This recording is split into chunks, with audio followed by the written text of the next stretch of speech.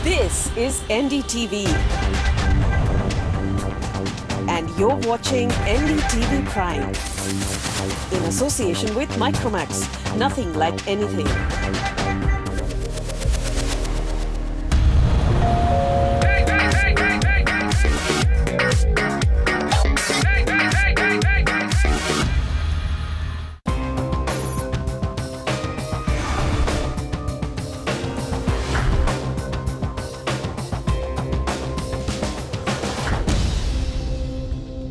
भारतीय टेलीविजन में पहली बार आपके लिए एक ऐसा शो हम लाए हैं जिसमें आपको प्रॉपर्टी के बारे में सारी जानकारी एक जगह मिलेगी। स्वागत है प्रॉपर्टी इंडिया में। नमस्कार, मैं हूं अंजलि इस्टवाल।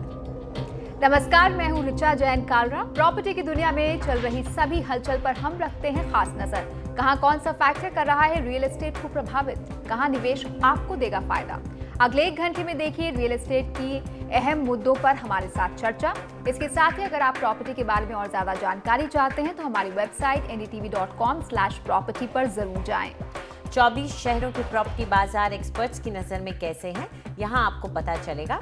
जानकारी ढूंढना भी बेहद आसान है। शहर, बजट या साइज के हिसाब से आप अपनी पसंदीदा प्रॉपर्टी देख सकते हैं। तो चलिए सबसे पहले एक नजर डाल लेते हैं कि आज क्या क्या है खास। नेशनल हाउसिंग बोर्ड का प्रस्ताव, मकान के 90% दाम तक मिल सकेगा अब लोन। मकान खरीदार खुश, लेकिन कर्जदाता क्यों नहीं दिखा रहे दिलचस्पी। रिहायश या निवेश के लिए शहर के कौन से इलाके हैं सबसे बेहतर, पाइए अपने सवालों के जवाब। और बेंगलुरु में अक्रमा सक्रमा योजना के तहत कुछ जुर्माने के बाद हो सकता है आपका अवैध मकान वैध।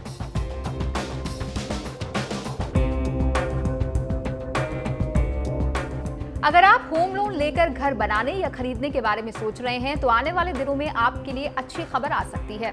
नेशनल हाउसिंग बैंक लोन का प्रतिशत बढ़ाने पर विचार कर रहा है। मौजूदा वक्त में किसी भी प्रॉपर्टी पर आमतौर पर बैंक 70 से 80% तक लोन देते हैं। नेशनल हाउसिंग बैंक इसे 90% तक करने पर विचार कर रहा है, लेकिन ये बैंकों के लिए जोखिम भरा हो सकता है। इस जोखिम का भी हल है NHB के पास। देखते हैं कि इसके लिए कैसे लोन पर गारंटी देने वाली संस्थाएं लोन लेने वालों और देने वालों दोनों को राहत दे सकती हैं। भारत के बढ़ते हुए मध्यम वर्ग के लिए अपना घर सबसे बड़ा अरमान होता है और इसे पाना सबसे मुश्किल काम। जैसे ही नौजवान नौकरी पेशा लोगों को मुनासिब तनख्वाह मिलती है, वो अपना पहला घर खरीदने की जुगत में लग जाते हैं। दिक्कत अपने बजट के हिसाब से घर ढूंढने की ही नहीं, होम लोन लेना भी कुछ कम मुश्किल नहीं है। भारतीय रिजर्व बैंक के नियमों के तहत प्राथमिकता वाले सेक्टरों को 20 लाख रुपए से कम लागत की संपत्ति पर 90% कर्ज मिल सकता है, जबकि 20 लाख से 75 लाख रुपए की संपत्ति पर 80% लोन और 75 लाख रुपए से ज्यादा पर सिर्फ 75% लोन मिल सकता है। प्रॉपर्टी के मौजूदा दाम देखें तो आम मध्यम वर्गीय 20 लाख रुपए से ज्यादा का ही घर खरीदना चाहता है, लेकिन हाउसिंग फाइनेंस कंपनियां प्रॉपर्टी की कीमत का 75 से 80% पैसा ही बतौर लोन देती है। इसलिए खरीदारों को 20 से 25% पैसा अपनी बचत में से लगाना पड़ता है। अक्सर खरीदारों के पास अपनी तरफ से लगाने वाला पैसा होता ही नहीं, जिसकी वजह से वो घर खरीदने के फैसले को टाल देते हैं और जब तक और पैसे जमा होते हैं, प्रॉपर्टी के दाम उससे कहीं ज्यादा बढ़ जाते हैं। हाउसिंग फाइनेंस कंपनियों का नियामक नेशनल हाउसिंग बैंक अब हालात आसान बनाने के लिए संपत्ति की कीमत पर 90% तक लोन की इजाजत देने पर गौर कर रहा है। नौकरी पेशा लोगों के लिए 20% पैसा लगाना भी मुश्किल होता है। इसे जमा करने में देर लगती है और उस दौरान दाम भी बढ़ जाते हैं। ज्यादा लोन मिलने की इजाजत होनी चाहिए, पर इससे लोन देने वाली कंपनियों का जोखिम भी बढ़ जाता है। इसलिए हम संभावनाएं तलाश रहे हैं कि 90% लोन खरीदारों को मिल सके और लोन देने वाली कंपनियों का जोखिम भी दूर हो। Up to 90% loan to value. 80% is quite reasonable range. 80% ठीक है। अगर घर महंगा है तो अधिक से अधिक 85% तक जा सकते हैं। छोटे लोन के लिए 80% भी बहुत ज्यादा है, क्योंकि घर की कीमत में जरा सी फेरबदल होने पर भी बैंक को मुनाफा नहीं मिलेगा। Leave bank no space. Loan प्रतिशत, जिसे लोन टू वैल्यू रेशो या LTV भी कहते हैं, NHB उसे बढ़ाने के साथ साथ इंडिया मॉर्गेज गारंटी कॉर्पोरेशन या IMGC के जरिए मॉर्गेज गारंटी प्रोडक्ट भी लाया है। ये भारत की पहली और एकलौती ऐसी कंपनी है जो बैंकों और हाउसिंग फाइनेंस कंपनियों को लोन की अदायगी ना होने की सूरत में गारंटी देती है। अगर ग्राहक लोन नहीं चुकाता तो लोन देने वाला बच जाएगा। मॉर्गेज गारंटी केस के तहत अगर लोन नहीं चुकाया जा रहा है तो 90 दिनों के बाद कंपनी को लोन नहीं देना पड़ेगा। इससे दो फायदे होते हैं। अगर ग्राहक अदायगी नहीं करता तो लोन देने वाली कंपनी को पैसा नहीं मिलेगा, लेकिन 90 दिनों बाद इस गारंटी के जरिए कंपनी को भी पैसे नहीं देने पड़ते। अगर फिर भी पैसे नहीं आते तो प्रॉपर्टी बेचते हैं और अगर नुकसान हुआ तो वो नुकसान हम उठाते हैं। उधार देने वाली कंपनियां ज्यादा मॉर्गेज गारंटी व्यवस्था के तहत लोन लेने वालों को ज्यादा लोन दे सकती है, यानी डाउन पेमेंट्स 25% से घटकर सिर्फ 10% रह जाएंगे और लोगों के घर का सपना जल्दी पूरा हो सकेगा। उधार लेने वालों को फायदे के बावजूद भारत की हाउसिंग फाइनेंस कंपनियां उतनी तेजी से मॉर्गेज गारंटी को अपनाती नहीं दिख रही जैसे विदेशी कंपनियों ने अपनाया था। ये एक ट्राइपार्टाइट रिस्क कवर है जिसमें इंडिविजुअल भी इम्पैक्टेड है। एक तरफ आप उससे कहेंगे मैं तुम्हें हायर LTV दूंगा, loan to value will be more. दूसरी तरफ मैं कहूँगा भाई तुम्हारे तो बहुत रिजेक्शंस हो रहे हैं, राइट। जो आज के दिन में जब मैं सब्जेक्टिव एनालिसिस करता हूँ या अप्रेजल करता हूँ, मैं उसको यस बोलता हूँ। हो सकता है कि गारंटी कंपनी उसको नो बोल दे। तो जो आदमी 80% होप लेके बैठा हुआ था, 20% अपना सेविंग लेके बैठा हुआ था, उसके लिए तो नो आंसर आ गया ना। तो वो एक बहुत बड़ा गैप है। हाउसिंग फाइनेंस कंपनियों का दावा है कि भारतीय लोन बाजार हाल में काफी स्थिर रहा है और यहाँ के NPAs रिटेल क्षेत्र में सबसे कम रहे हैं, लेकिन उधार का कारोबार फिर भी ठंडा है। इसलिए मॉर्गेज गारंटी की गुंजाइश तो है, लेकिन इसके नियम और अमल दोनों में पारदर्शिता जरूरी है। वसुधा शर्मा, NDTV। और कितना फ़ायदा होगा इस तरह की नीतियों का, ये इस बारे में चर्चा करने के लिए हमारे साथ मौजूद हैं अमिताभ मेहरा जो कि CEO हैं IMGC यानी कि इंडिया मॉर्गेज गारंटी कंपनी के, और साथ में है राकेश मक्कड़ जो कि प्रेसिडेंट एंड CEO हैं DHFL यानी दीवान हाउसिंग फाइनेंस लिमिटेड के। आप दोनों का स्टूडियो में स्वागत है। सबसे पहले तो आपसे जानना चाहेंगे अमिताभ, अगर ये मॉर्गेज गारंटी मिलती है तो ख़ास तौर पे अगर हम उस तबके की बात करें जो 25 लाख या उससे कम का लोन लेना चाहते हैं, क्या उनको ख़ास फ़ायदा होगा इससे? जैसे RBI के क्राइटेरिया हैं उन पे जो LTV है वो ऑलरेडी 90% पे है, तो उनको डायरेक्टली कस्टमर्स को बेनिफिट नहीं होगा, बट जहाँ तक लेंडर्स हैं उनको फिर भी बेनिफिट हो सकता है। हर एक लेंडर के फाइनेंशियल पैरामीटर्स पे डिपेंड करता है ये, तो लेंडर्स को डेफिनेटली बेनिफिट हो सकता है। और इसका जो कॉस्ट बेनिफिट एनालिसिस है वो हमने काफ़ी लेंडर्स के साथ शेयर भी किया हुआ है।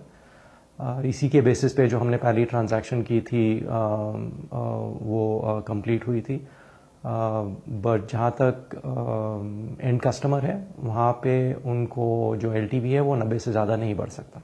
राकेश, आप DHFL से हैं, हाउसिंग फाइनेंस कंपनी से हैं। यहाँ पर अमिताभ कह रहे हैं कि लेंडर्स पर बोझ बढ़ेगा। क्या आप मानते हैं कि अगर LTV को, लोन टू वैल्यू रेशियो को NHB 90% कर देती है तो बैंकों को, हाउसिंग फाइनेंस कंपनियों को ज़्यादा बोझ झेलना पड़ेगा? आपकी राय इस पर?